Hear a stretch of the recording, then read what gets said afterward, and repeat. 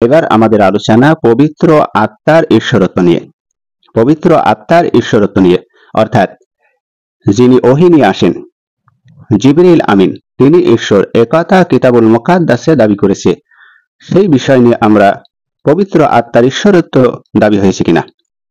পবিত্র আত্মা অর্থাৎ পাক রুহু এবং পবিত্র রুহু এবং ঈশ্বরের আত্মা, এই শব্দগুলি বাইবেলের পুরাতন ও বাইবেলের নতুন নিয়মে অনেক স্থানে ব্যবহৃত হয়েছে, কিন্তু কোথাও একে ঈশ্বর বা ঈশ্বরের তিন ব্যক্তির এক ব্যক্তি বলে উল্লেখ করা হয়নি।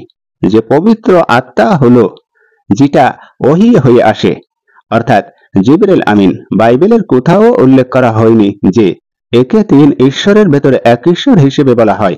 বাইবেলের কোথাও বলা হয়নি জিবরিল আমিনকে, বরং কখনো মানুষ, কখনো নবী এবং কখনো ফেরেশতা এবং কখনো আল্লাহর প্রেরণা বলে বোঝানো হয়েছে। কিন্তু তিনি তিন ঈশ্বরের ভেতর এক ঈশ্বর, যিনি ওহী অর্থাৎ বার্তাবাহক, যিনি জিবরাইল আমিন, তিনাকে বাইবেলের কোথাও বলা হয়নি যে তিনি ঈশ্বর। আর এখানে বলা হয়েছে সদাপ্রভু, তিনি কহিলেন আমার আত্মা মনুষ্য দেহের মধ্যে নিত্য অধিষ্ঠান করিবে না, কারণ সে তো মাংস মাত্র। এটা আল্লাহ নিজে বলছেন। কিন্তু তাহাদের সময় 120 বছর হইবে। বছর হইবে। তার মানে যারা মাংস আত্মায় তৈরি যারা, রক্তে মাংস তৈরি যারা, তাদের আয়ু কত হবে মহান ঈশ্বর বাইবেলে বর্ণনা করছেন। তাদের সময় 120 বছর হইবে, তার মানে 120 বছর হইবে, এটা বলা হয়েছে। আর এটা লেখা রয়েছে আদি পুস্তক। তাহলে মহান ঈশ্বর, কারণ মহান ঈশ্বর হলেন অমর। আর যিশু কত বছর বাঁচবেন সেটাও বলা হয়েছে। যেহেতু যিশু রক্ত মাংসের তৈরি, তাই মানুষ কত বছর আয়ু পাবে সেটাও কিতাবুল মুকাদ্দাসে অর্থাৎ ইনজিলে বলা হয়েছে।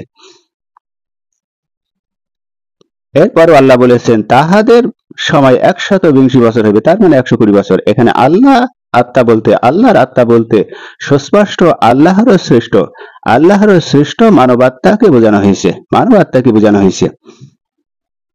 অর্থাৎ আল্লাহর রূহ বা মানবাত্মা অমর হবে না। তার মানে মানুষ অমর জীবন লাভ করবে না, বরং সীমিত বছর, হয়তো 120 বছর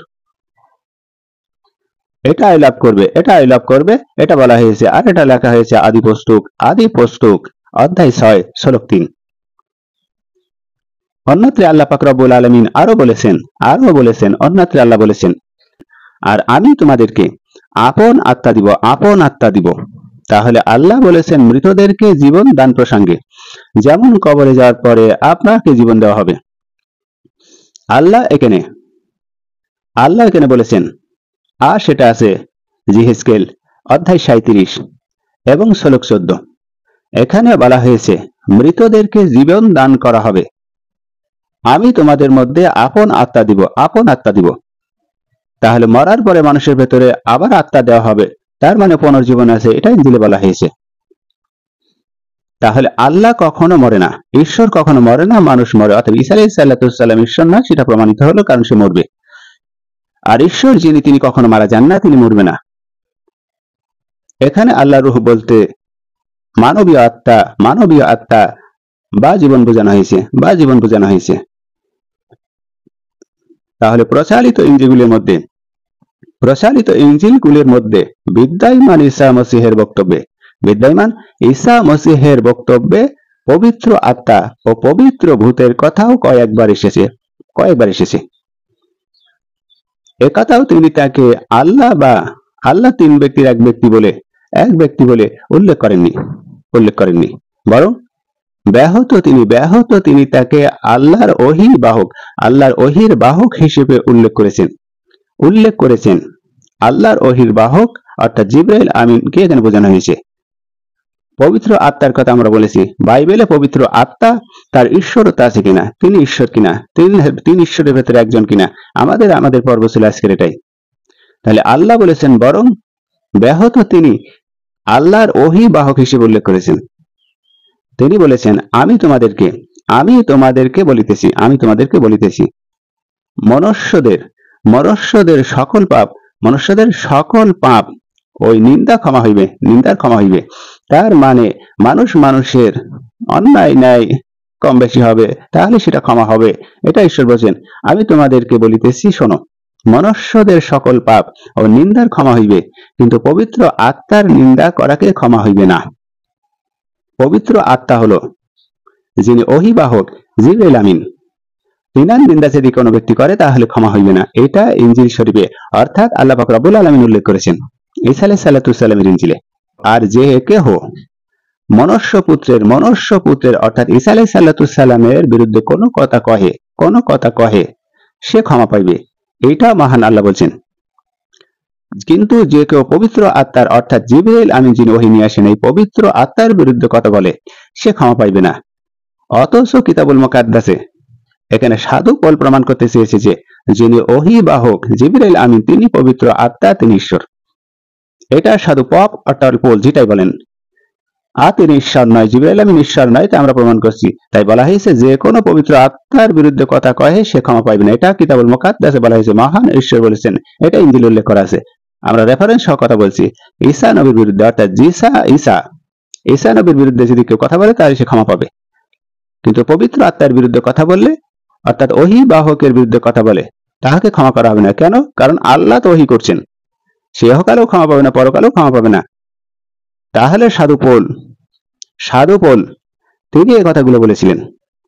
তাহলে এখানে পবিত্র আত্মা এর অর্থ হলো ওহীর বাহক।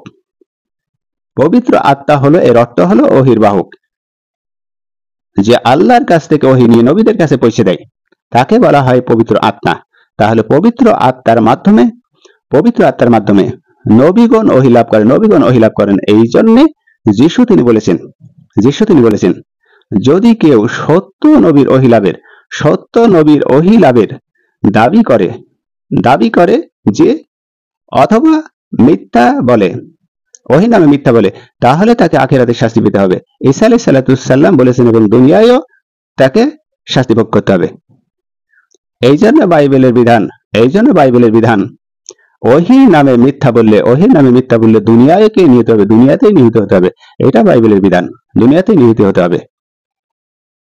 তাহলে সাধু পৌল কি করেছিলেন? সর্বপ্রথম পবিত্র আত্মা বা ঈশ্বরের আত্মা বলতে পৃথক ঔশরিক সত্তা ও স্বয়ংসম্পন্ন ঈশ্বর বলে দাবি করেছিলেন।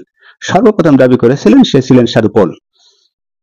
যেটা প্রচলিত বাইবেল আমরা দেখতে পাই, আমরা সাধু পৌলের রচিত বাইবেলের অর্থাৎ ইনজিলের সেখানে যে ভুল ব্যাখ্যাগুলো দিয়েছেন সেগুলো আমরা উল্লেখ করলাম, উপস্থাপন করছি। আজকের পর্ব হলো পবিত্র আত্মা, ঈশ্বরত্বের দাবি করা, সাধু পৌলের পবিত্র আত্মার দাবি করা, পবিত্র আত্মার ঈশ্বরত্ব দাবি করা। এটা সর্বপ্রথম সাধু পৌল দাবি করেছিলেন, পবিত্র আত্মা।